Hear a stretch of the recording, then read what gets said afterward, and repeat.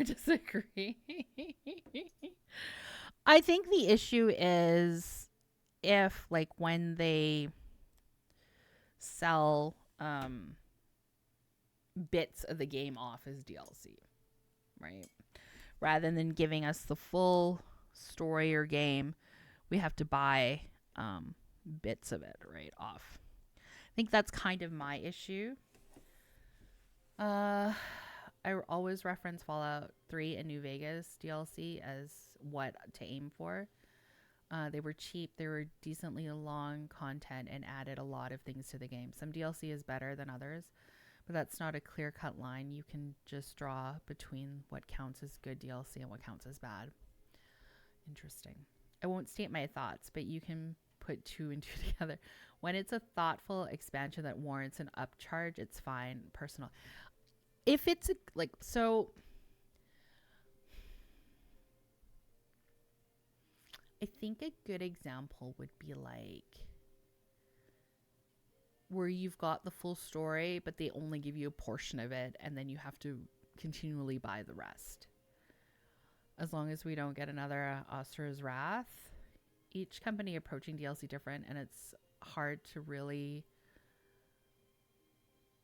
just put a generalized statement over it. Some is shit and some is good. Yeah.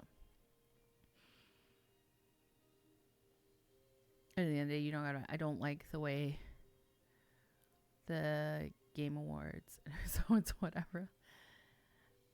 Yeah, like that for me, that there is if you only really get half a game and then you have to like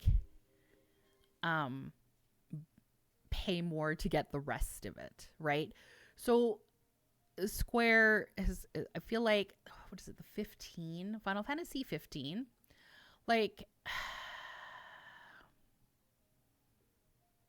you had all this extra DLC that, I'm not gonna lie, probably should have been in the game but wasn't, and then you had to pay extra for it, and I was like, really?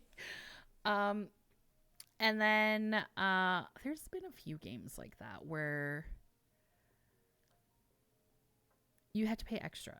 15 suffered from that. Yeah, the fact that the story changed like 9 times in development. Yeah, right. Like,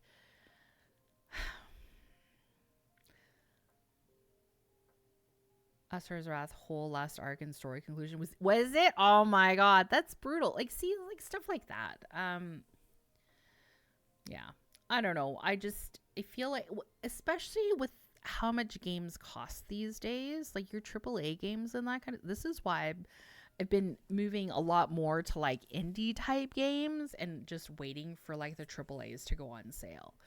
Because honestly, I'm finding that I'm getting better content a lot of the time through indie games. Like, I'm getting more bang for my buck with an indie game than a AAA a lot of the times.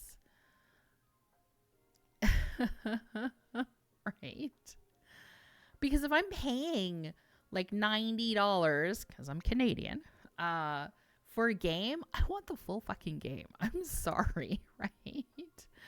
Yeah, I don't want to pay $70 for a game that are $50 for DLC to continue the game, right? Like, I feel like it's one thing to have like a full game on its own. You can play the entire game from beginning to end. And then you get like a DLC, which, you know, adds like, you know, extra story, extra, you know, like you get bells and whistles, you know, that's another, you know, 70 hours or whatever of gameplay or whatever. Then fine, I'll pay the $50 for it, right? Like, that I can do. It's just having to fork over, you know, more money every time they release a DLC, or these battle passes or season passes. I'm like, what is this bullshit even? Like, why not just give me the entire game rather than giving me like little drips of it, you know, every few months that I have to pay for, right? A little bit at a time, right? I don't know. But like I said, for me, if I'm paying like almost $100 for a game, I want the full fucking game. I'm sorry. That's what I want. I want the entire game. Um, you know, I don't know. I just uh because they want you, but here's the thing. Um, if I enjoy a game that a company has made, really enjoyed it, then I'm going to look for other games that that company has made because I know they can do it right. You know what I mean? The P5 Royal DLC was done well, just cosmetic and bonus persona